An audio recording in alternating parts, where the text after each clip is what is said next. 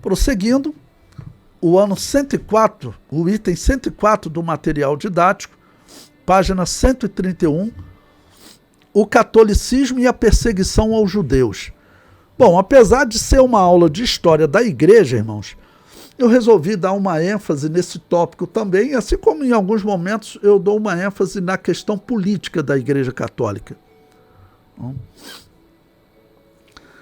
O comentário diz, eu tirei aí um texto desse mesmo historiador, Charles River, da obra A Inquisição Espanhola e a Inquisição Portuguesa, a história e o legado das instituições mais infames da Igreja Católica. Ele diz, é um livro que eu recomendo a vocês comprarem, né? Eu tirei alguns trechos aqui para vocês. O século XV marcou uma virada crucial para judeus e cristãos espanhóis. A conversão dos judeus havia se tornado o principal objetivo da Igreja Católica. E eles estavam determinados a fazer isso acontecer. Para fazer isso, a Igreja Católica confiou amplamente em desertores judeus, olha só, também conhecidos como apóstatas ou conversos, para cumprir a causa, ou seja, algum judeu que aceitava o batismo católico e aí fala assim, agora você vai ter que trabalhar conosco para identificar os outros judeus.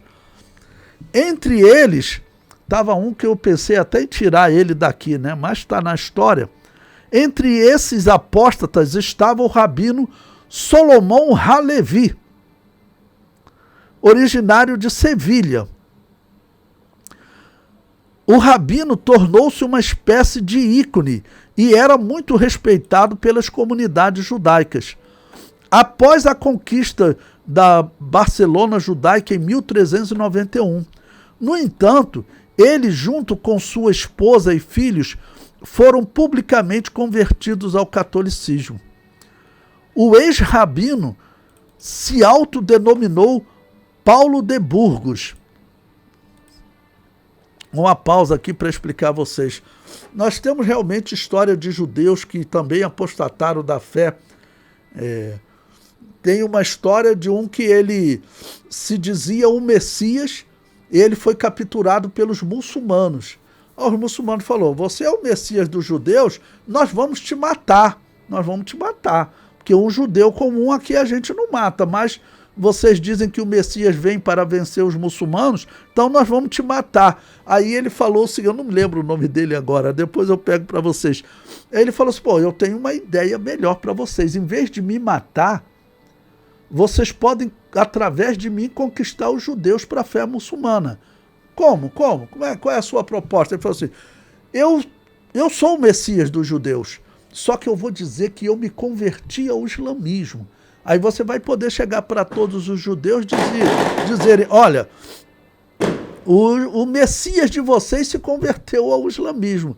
Aí os islâmicos falaram, tudo bem, então nós não vamos te matar, mas você se converte ao islamismo. Ele, claro, a partir de hoje eu sou islâmico. Uma história horrível, né? Então, tinham alguns que... O judaísmo estava naquela situação. A comunhão deles com Deus tinha sido interrompida. É o que o apóstolo Paulo diz. Eles foram cortados da comunhão com Deus. Então, infelizmente, tinham aqueles que apostatavam, né? O historiador prossegue. Eles foram aconselhados a se converterem ao catolicismo, única maneira de permanecerem na Espanha. Bom, como eu disse para vocês, muitos dos judeus saíram. Tem aquele judeu famoso, Dom Isaac Abravanel, que ele é descendente de Davi. Segundo a história judaica, ele é reconhecido como descendente de Davi. Silvio Santos, brasileiro que morreu há pouco tempo, ele era reconhecido como descendente de Davi, ele tinha direito ao trono. Por isso que você encontra ele pedindo aos genros dele, né, que se casaram com as filhas dele, para que gerasse um filho. Porque na história, esse filho que nascesse, ele teria direito ao trono de Davi. Então esse Dom Isaac Abravanel, que era muito rico, e muitos outros fugiram da Espanha. Alguns foram para a Inglaterra, outros foram para a Holanda. Nesse período, irmãos, a Espanha, ela chegou a ser a líder da navegação no mundo, a Espanha e Portugal. Por quê? Porque os templários, nós vimos que os católicos decretaram a morte deles, aqueles templários, eles fugiram para onde? Eles fugiram para essa região para ali guerrear com Portugal e com os católicos que viviam naquela região, guerrear contra os muçulmanos. Isso aí a história comprova, se vocês pesquisarem, os templários, que os católicos decretaram como sendo satanistas, eles geraram a atual maçonaria. E a Espanha e Portugal dominaram os mares, tanto que agora, em 1492, eles vão descobrir as Américas com dinheiro de quem? Foi Dom Isaac Abravanel que financiou eles. Olha, faz essa viagem e leva judeus o máximo que você puder para fora aqui da Espanha. Tá bom? Foi financiado, um dos financiadores foi Dom Isaac Abravanel. E outros judeus que fugiram para a Inglaterra e para a Holanda, esses dois países também vão começar a se destacar. Até esse período, a Inglaterra, ela era um país, vamos dizer assim, normal. E a Espanha que vai dominar os mares. A Inglaterra vai acabar se desenvolvendo e vai tomar, por exemplo, Estados Unidos e Canadá da Espanha. Mas foi a Espanha que conquistou aquilo tudo. E Portugal conquistou aqui a parte do Brasil. Então, é importante falar isso na história. É importante que o atual presidente do Brasil ouça. Todo país, todo povo que se levanta contra Israel e contra a verdadeira igreja de Jesus, eles caem. A Espanha, ela vai começar a cair. E a Inglaterra vai começar a se desenvolver. E até Estados Unidos e Canadá, que foram países colonizados por judeus, e também por muitos anabatistas que fogem da Europa, esses países vão se destacar, vão se desenvolver. Você veja, países que hoje votam sempre contra os judeus na ONU, eles estão caindo pelas tabelas. O Brasil é um exemplo. Se vocês pegarem aí, a dívida do Brasil está crescendo, pode pesquisar mês a mês, né? O que o governo está fazendo? A economia está caindo, ele está se endividando, pegando empréstimo, e normalmente esse empréstimo eles pegam com quem, irmãos? Com bancos controlados por judeus. Então, apesar dos judeus, nesse período aqui, estarem afastados da verdade, né, mas Deus, pelo seu pacto com Abraão, Deus continua abençoando eles. Vai chegar o momento que eles vão se converter. Tá bom? Bom, vamos falar agora de um judeu que não se deixou influenciar, né? O comentário prossegue. Um judeu não se deixou influenciar tão facilmente e ficou agravado com um número crescente de convertidos. Seu nome era Rasdai Crescas, um ex-discípulo de Paulo de Burgos e Hallochen. Crencas publicou uma série de livros em defesa do judaísmo, o primeiro dos quais intitulado Or Hashem, Livro da Luz, tá bom? Ou Livro do Grande Nome. Hashem se traduz literalmente por o nome. Não apenas as publicações elogiaram o judaísmo, mas Crencas incluiu um comentário áspero sobre a Igreja Católica. Irmãos, quem conhece...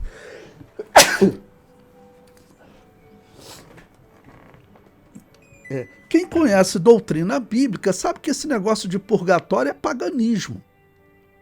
Tá bom? Então, ele escreveu esse livro, você vive, olha, vivendo na Europa, mas ele resolveu desafiar. Quem acredita na sua fé verdadeira, ele defende ela. Tá bom? O comentário prossegue. Alguns anos depois, o rabino Isaac ben Moses Halevi esse é bom. Halevi Duran publicaria um livro de sua autoria no mesmo gênero. Ou seja, alguns judeus falaram, vamos defender, mesmo vocês nos matarem, vamos defender a nossa fé. E criticar a fé deles. O problema é que os judeus até hoje, eles pensam que eles estão diante dos seguidores de Jesus quando eles olham para o catolicismo.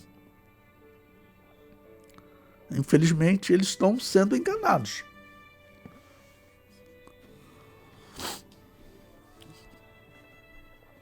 Talvez o mais incriminador da literatura rebelde tenha sido o Kelimat ha-Goindeh Duran, que se traduz como A Vergonha dos Gentios.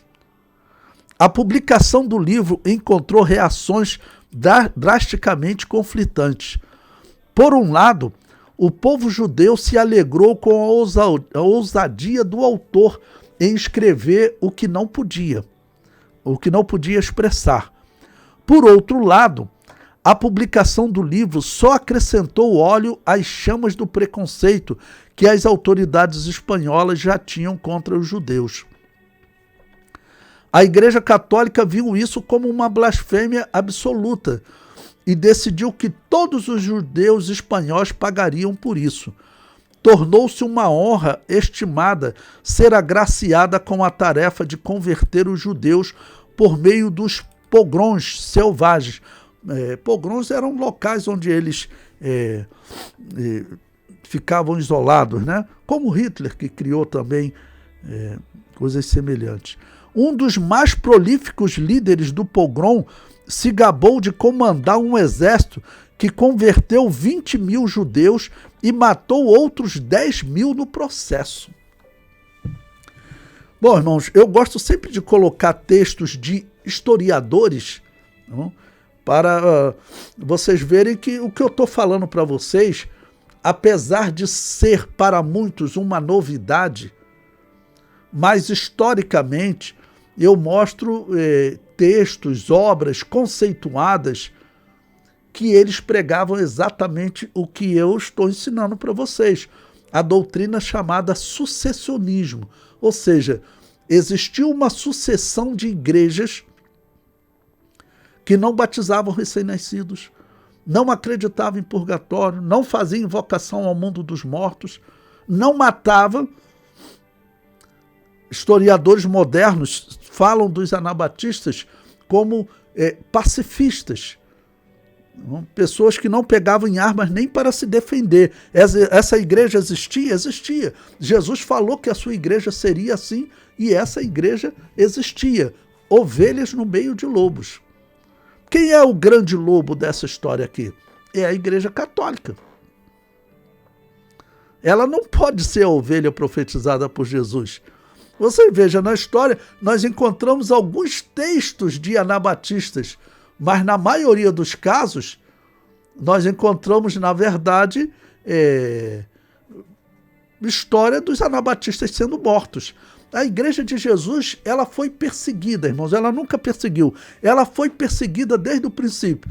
No primeiro século ela era perseguida principalmente pelos judeus, depois começou pelo Império Romano, com Nero, Domiciano, prosseguiu com o Império Romano, depois ela começou a ser perseguida por Constantino e prosseguiu sendo perseguida pela Igreja Católica e está sendo perseguida até os dias atuais. Essa é a verdadeira Igreja de Jesus. Aqui está sendo morta.